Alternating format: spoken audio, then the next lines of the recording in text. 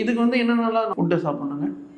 இல்லை, உணவு முறைகள் இயற்கையான முறையில் வந்துட்டு சாப்பிடணும். எண்ணெயில் வறுத்தது பொரிச்சது வந்து அதிகமாக சாப்பிடாம, அசைவங்கள் வந்து நாங்கள் கொடுக்க மாட்டோம், சைவங்கள் தான் கொடுப்போம். சைடு எஃபெக்ட் வராதுங்களா? சைடு எஃபெக்ட்டுங்கிறதுக்கு அந்த கேள்வியே கேட்கக்கூடாது. சைடு எஃபெக்ட் வர்றதுக்கான வாய்ப்பு வந்துட்டு இது பாரம்பரிய மருத்துவம். எப்படி வந்து சைடு எஃபெக்ட் வரும்? நீங்கள் எந்த ட்ரீட்மெண்ட் வந்தாலும் சரியாயிடும் அப்படின்ற மாதிரி, குணமாயிடும் சொல்கிறீங்க. நம்ம மக்களுக்காக என்ன சொல்ல விரும்புகிறீங்க?